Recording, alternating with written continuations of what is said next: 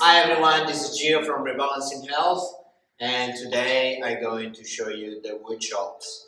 So the woodchops exercise is got a lot of application, and the skill that you learn while performing the woodchops, they can be similar to skills that you utilize in your sport of choice, For instance, the skill that I'm talking about is in particular the weight shift and the utilization of the lower body with the integration of the lower body and upper body together. So for those of you who are not familiar with the woodchops is this exercise where you're standing on a leg closer to the tower over here of the cable machine. You're holding the handle with your left arm because that's the direction where we want to go. And what we have a weight shift, and the weight shift helps us to move the growth of the weight, and that helps us when we also going up with weight on the cable machine to move a higher amount of weight. And the reason why we weight shift again is because we're utilizing bigger muscle like the quads, hamstring, and glutes to move first, to initiate the movement, and then we follow with the upper body, which integrate your core muscle, your arm muscle. Really, another important aspect to perform a good woodchop is have 70% on the standing leg, 30% on the extended leg. We want to hold the weight with our lats. Again, movement shouldn't be big muscle to small muscle.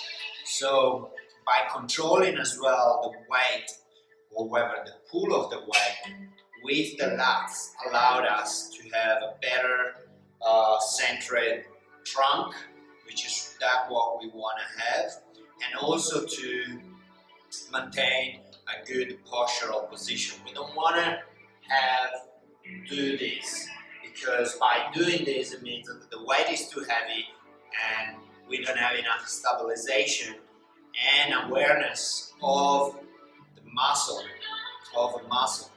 and with this position the rotation would be impinged. It wouldn't be a complete rotation.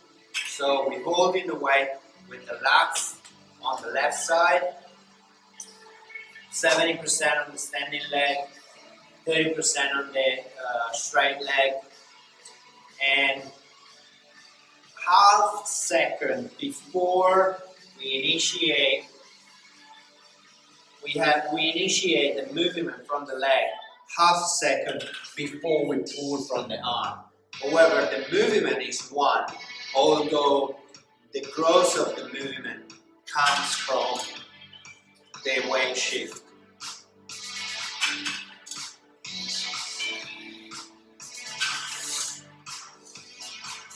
And also when we go back, we always control the movement. We don't let the arm go like that. We always control the movement from the legs to the lats to the shoulder. So big muscle to small muscle all the time. So again, from here is breathe in, draw in your belly button or draw up on the pelvic floor or do the carol. Hold the weight from your lats, nice and straight chest, nice and open chest, weight shift and pull. I do it on the other side and I do the same things. Try to think if I forgot anything.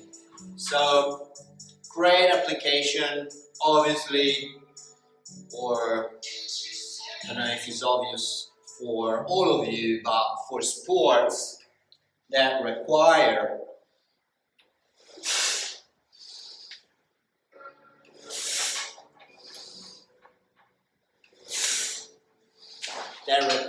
weight shift. For example, if you are a tennis player, you shifting the weight from the back leg to the front leg. If you are a golfer as well, integrating the rotation, so having nice hip mobility, that will definitely improve those skills. And also is a great exercise to give you the awareness on how to express strength from your leg up or down, depending on this is a woodchop, this is the reverse woodchop. But to really have that ability to have that awareness to explosively releasing strength from your leg down to the ground. Another important factor that I suggest to people to adopt is having the feet wider than shoulder apart. And the reason why is because in this way we can really sink lower with the legs and the glutes, and we maximize the utilization of big muscle, and we really work on these muscles. So this exercise, for instance, it could be a great exercise for a weight loss program. And the reason why is because we integrate in a lot of muscle all at once for the one single exercise, where we have quads, we have glutes, we have hamstring, we have the abdominal exercise, the abdominal muscle, we have the lats, another big muscle, and we have a shoulder. So the metabolic rate goes up. It means that we're using more energy, more calorie, or nutrients, or excessive fat, body fat will need to be utilized. Again, for surfer, obviously in surfing we're not so wide, but we definitely need the hip mobility. By having the leg a little bit wider, we are able to not only strengthen the leg muscle, but also to open up the hip, which is essential if you surf, if you want to kick harder, if you want to do a heavier maneuver, like pushing more. Mobility of the hip is essential. And again, is a transferable awareness of the skill of shifting the weight. During surfing, although surf is not a close chain exercise, you will standing on a surfboard, which is actually bounce back due to the buoyancy of the board from the water.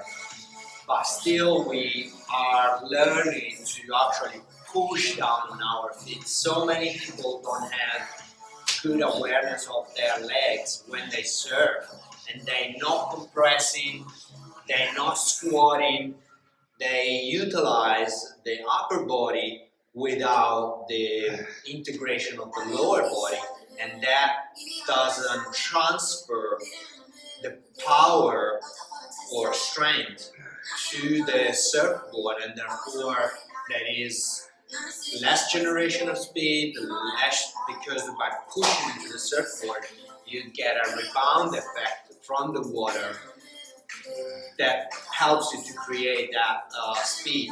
Surfboards are flexible for a reason, and that's one of the reasons, because they spring back at you on the power that you put into the surfboard. I hope that makes sense for you.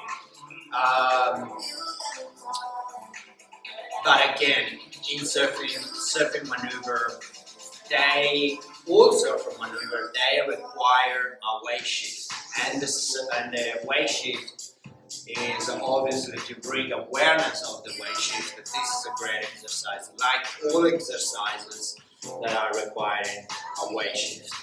So try this exercise, start by trying with a weight that allows you to perform 8 to 12 reps and have a fun with the woodchop. This is Gio from Rebalancing Health.